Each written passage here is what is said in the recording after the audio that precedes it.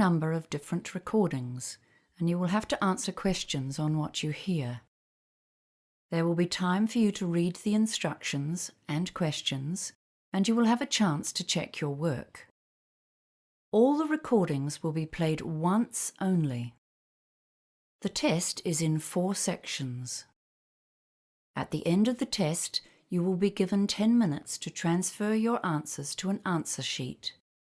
Now turn to Section 1. Section 1. You will hear a conversation between a bank clerk called Jeanette and a man who is asking for information on investing money. First, you have some time to look at questions 1 to 4.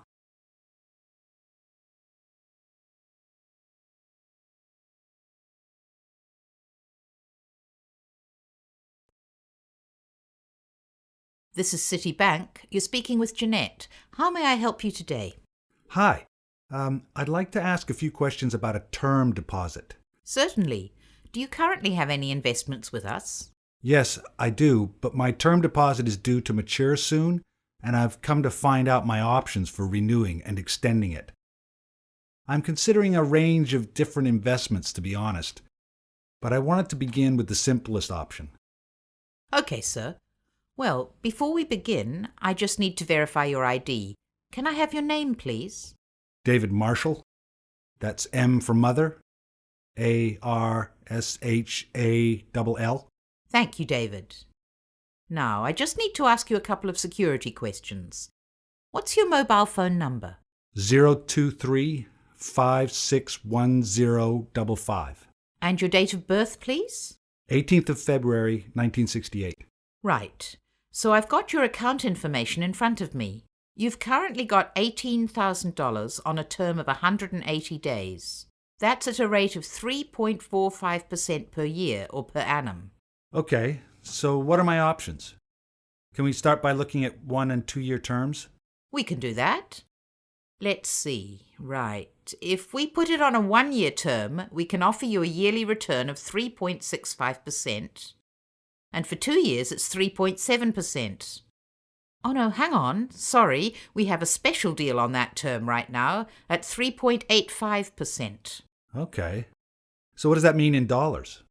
Just one moment and I'll bring it up. Okay, so the total interest earned would be $657 for 1 year, and I'm just bringing up the 2-year figure for you. A 2-year term at 3.85% interest, that's a total of $1,412 interest on maturity. Right. That's about a $700 difference. Yes, a bit more actually. Okay. Oh, a friend of mine told me he gets his term deposit interest paid into his account every month. Do you have a monthly interest option? Yes, actually. We do offer that on term deposits, but only on investments of $20,000 or more. Before you hear the rest of the conversation, you have some time to look at questions 5 to 10.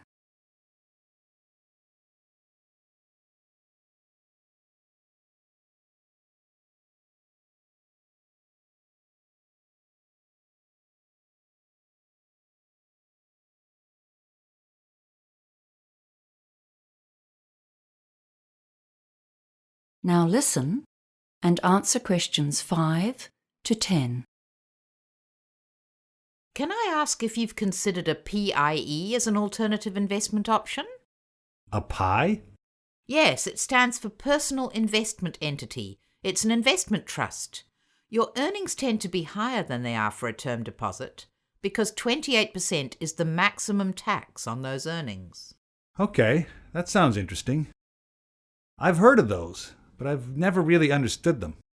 I thought they were called pies. They always sounded like something you eat. But I'd sure like to get a bigger slice of my investment pie. Well, with a PIE, your investment return changes depending on how much tax you normally pay. Oh, I see. According to my income bracket. Yes, that's right.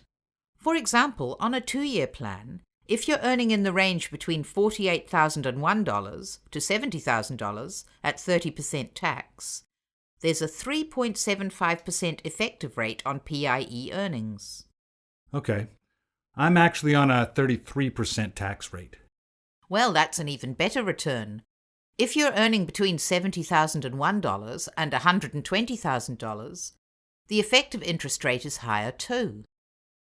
So let's have a look for a 2-year investment. The rate actually goes up to 3.92%. Wow. Okay. So a PIE may be the better option. Better than a term deposit, I mean. And can I do that with an $18,000 investment? Yes, the minimum deposit for a PIE investment is $10,000. Okay. And are there any hidden charges? No fees at all for investing in a PIE. Well, that's good news. Oh, wait a minute. What about interest payment options? Is it the same as the term deposits? You have to have a minimum deposit to be eligible for monthly payments? Let me check the options here. Well, you'll be pleased to hear that there's actually more flexibility with PIEs than with term deposits. You can opt to have your interest paid every month, quarterly, 6-monthly, or yearly. Okay. Well, that's given me something to think about. Would you like to apply today? No. I'll have to think about it, thanks. Certainly. If you do decide to go ahead with it, applications are processed in 2 days, as long as you have a bank account with us, which you do. You can apply on our website, by phone, or pop into one of our branches. Great. Thanks for your help. That is the end of section 1. You now have half a minute to check your answers.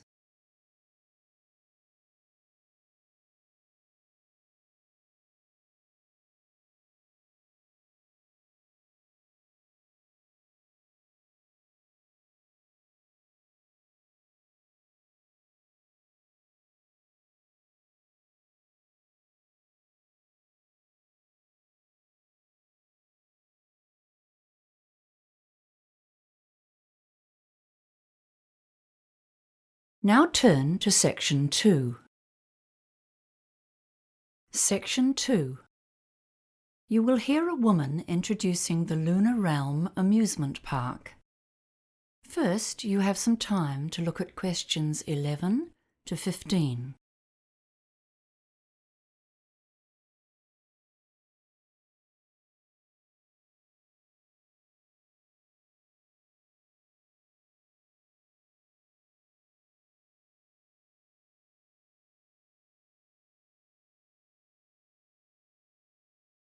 Now listen carefully and answer questions 11 to 15. Good morning, everyone. We're very pleased to have you here at Lunar Realm for our September Celebration Day. We have many smaller celebrations throughout the year for different events. I think it was 5 at last count. But the September celebration is a special day to honor the park's development, from tiny beginnings to the huge enterprise it is today. It's our most significant annual event. Come into the visitor center now. Over here, you can see a picture of the original park when it was under construction. The land was donated to the city in 1955 by the then mayor, Matthew Hardacre. But the park itself wasn't developed until 1979, and you'll notice it wasn't very big at that time. Then there was a huge growth in the 1990s, and we're still growing today.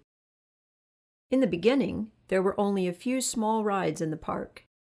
There were lots of other attractions in those days, including an adventure playground for younger kids.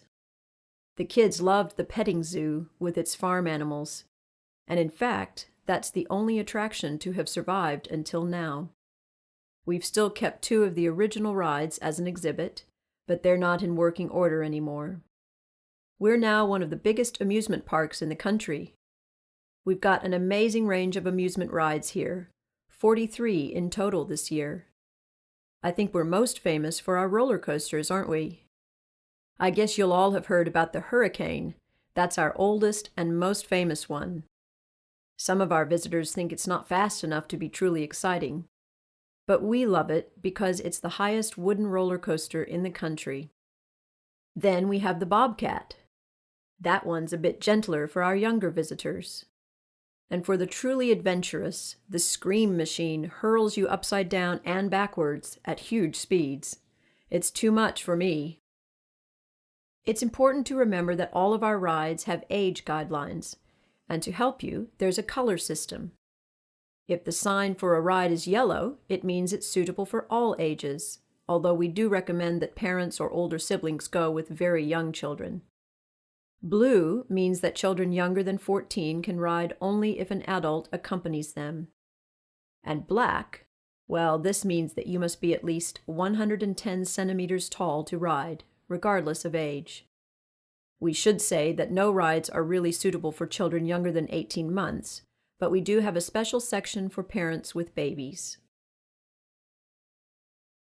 Before you hear the rest of the talk, you have some time to look at questions 16 to 20.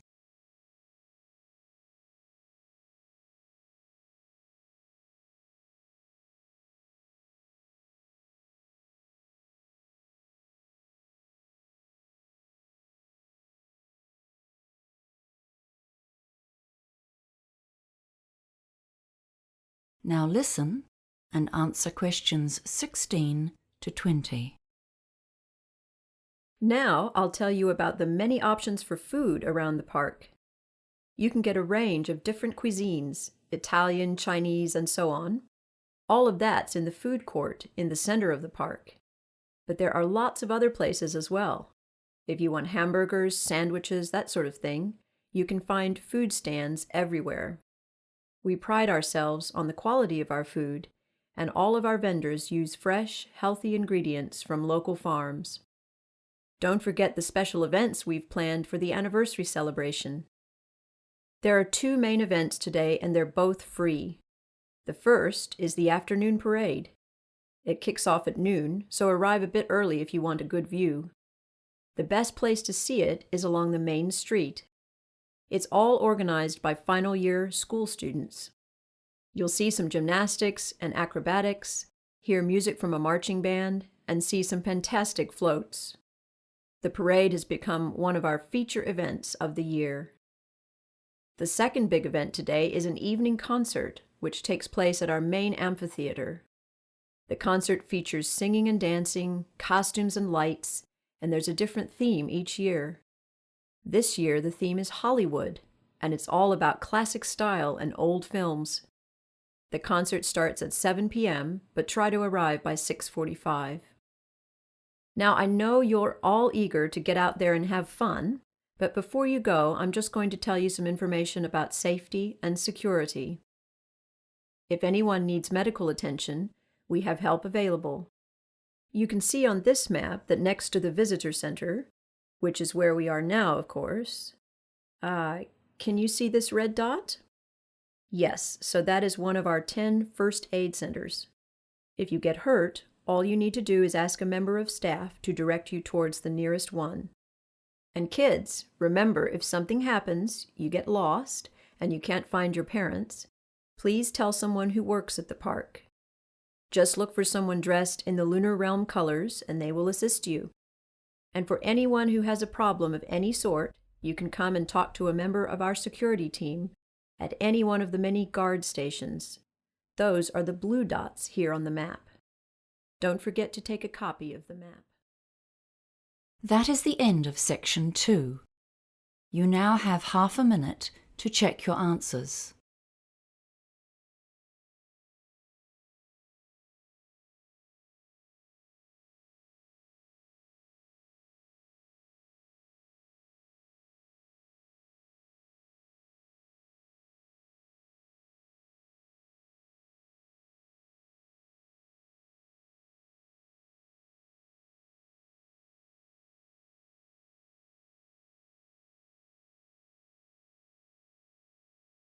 Now turn to section 3.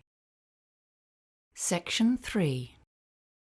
You will hear a conversation between a peer tutor and an engineering student who needs help with a project. First, you have some time to look at questions 21 to 24.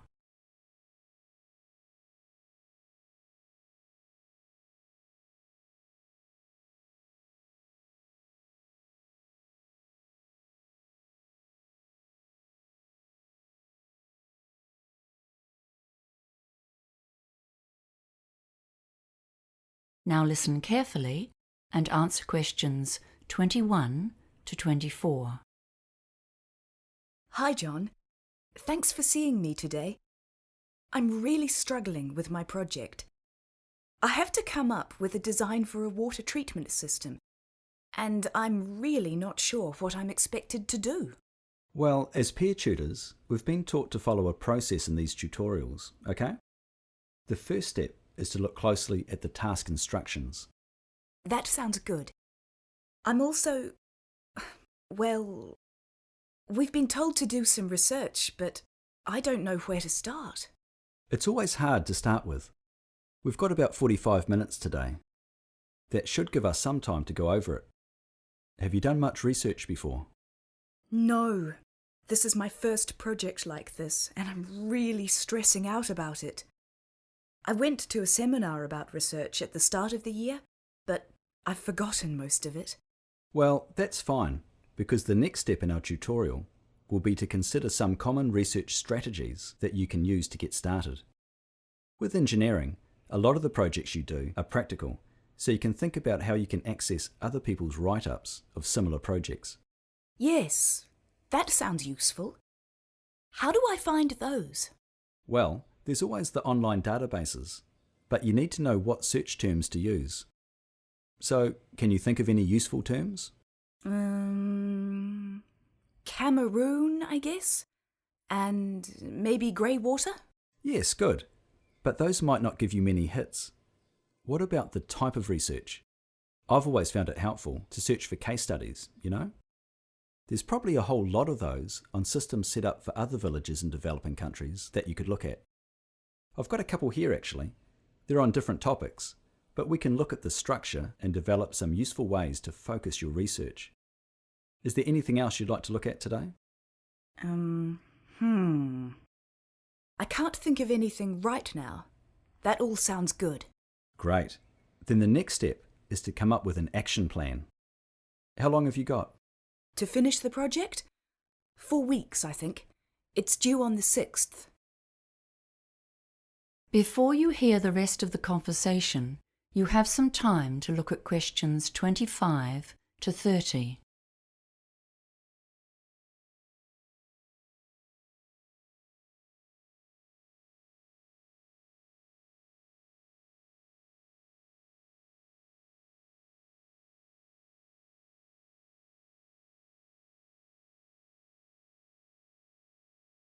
Now listen and answer questions 25 to 30. Right. Let's start with the project requirements then. You've got them there? Great. Let's see. Tell me what you understand about the task. So we need to create a system for grey water treatment so that we can minimise the strain on the overloaded water supply in a village in Cameroon. That's right. But I don't get the details about the type of system and what it needs to be used for. Okay. We'll come back to the type of system in a minute. It says here grey water. Have you learnt about grey water? No, I missed the lecture. Okay. So it's the water we use in our houses, but not in the toilet. The water that goes down the drains, not into sewage.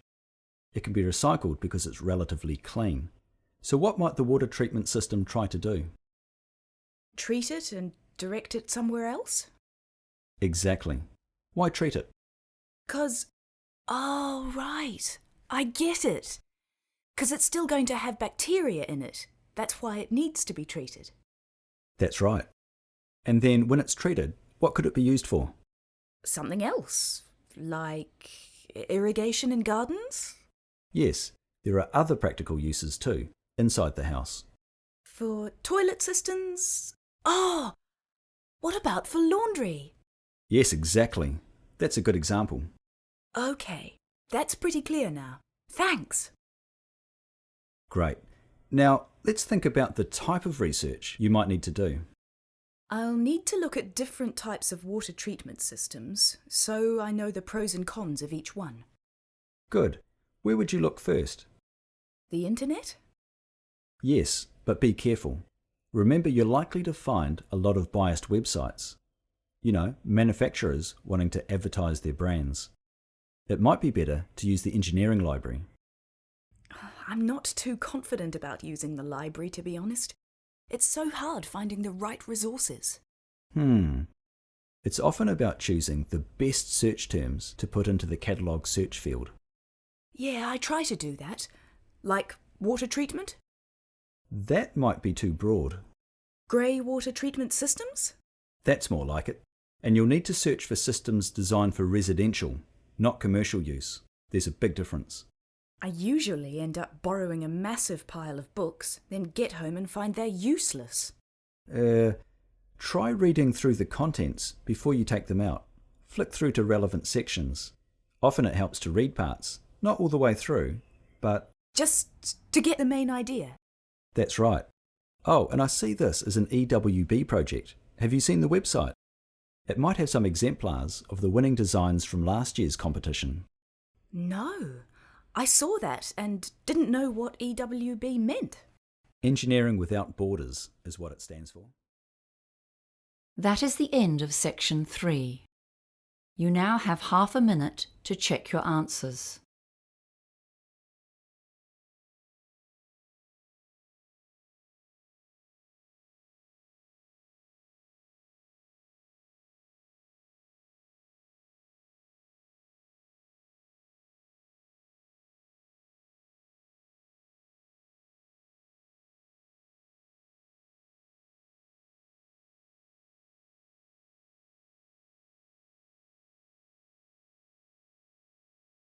Now turn to section 4.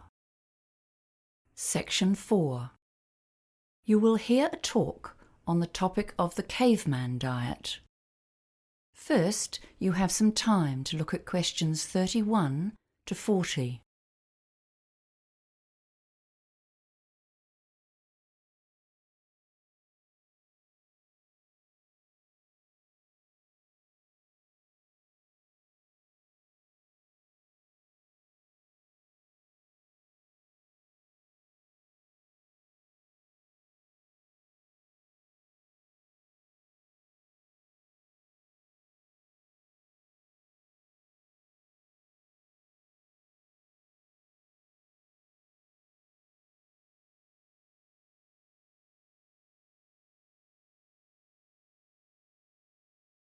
Now listen carefully and answer questions 31 to 40. Hello everyone. Do you use the internet? If I asked you what is the single most common topic for advertisements on the net, I suspect ads for weight loss would win hands down. After all, dieting is one of our current obsessions. We've all heard of the Atkins diet, the macrobiotic plan, the South Beach diet, the raw food eating plan. All of these fad diets and many more promise that you will lose kilos and live a healthy life if you just follow their plan. Today we're going to discuss one of the most well-known Western diet trends, the paleo or caveman diet. Firstly, what is this diet and where did it come from? Proponents of this diet argue that we need to return to basics, that is, to what our forebears ate many years ago. They say that our bodies are not well suited to digest complex carbohydrates such as grains and legumes. We should be eating a hunter-gatherer diet, rich in lean meat, fish, nuts and berries, and without wheat, oats or other grains that came into our diet after the invention of agriculture. Sounds logical, doesn't it? But let's look a little closer. The first question to ask about the caveman diet is, what did our ancestors actually eat? One way to discover this is to study the diets of existing hunter-gatherer tribes. Although these groups do tend to regard meat as the best source of food, they often have difficulty in finding it.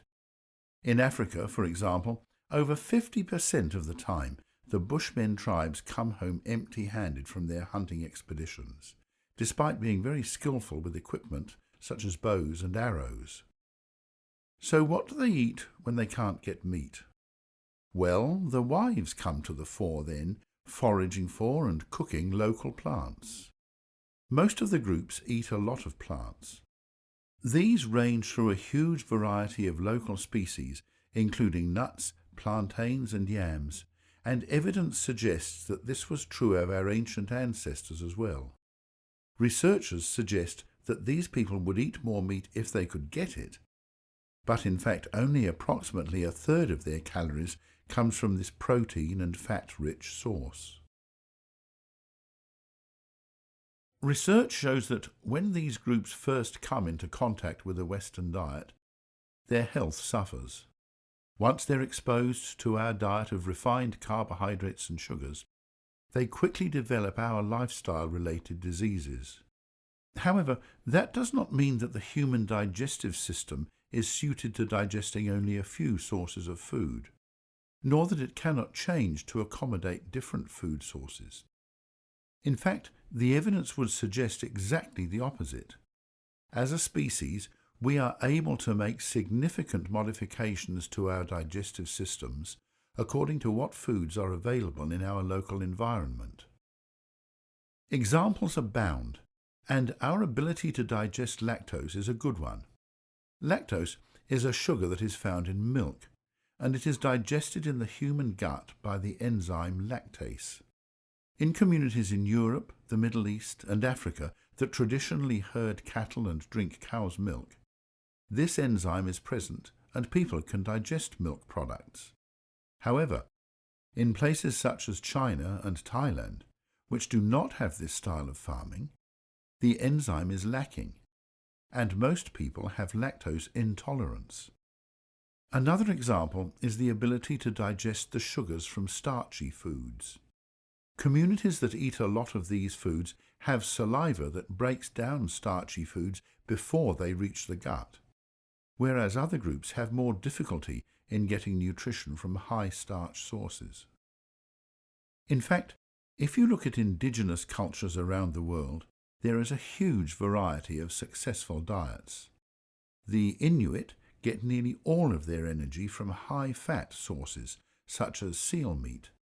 The Jains in India have religious beliefs which prohibit eating any living thing, including eggs, but which do, however, allow for the consumption of milk products. Other groups eat mostly fish or have an insect-based diet, depending on locally available sources of protein. So the idea that our caveman ancestors ate one homogeneous diet and that if we follow this we can all be healthy would seem to be an oversimplification. Diets are the result of complex cultural dietary practices. People can and will eat just about anything. So, if we can eat a variety of diets, is there anything actually wrong with following the caveman diet? Well, firstly, on a practical level, it's an expensive way to get your daily calories. Few of us can afford to satisfy all of our energy requirements on a diet which depends on lean wild meat and nut oils. A few carbohydrates provide a cheap, filling and substantial energy boost for most of us. Secondly, a diet which includes a large proportion of red meat may not be good for our long-term health if our bodies are adapted to a sedentary lifestyle and a plant-based diet. We simply get less exercise than our ancestors did, and so we are more prone to some illnesses than they were. Finally, if we all start to eat a wild meat-based diet, this will have negative implications for the environment, because it's not a sustainable way to feed a lot of people. That is the end of section 4. You now have half a minute to check your answers.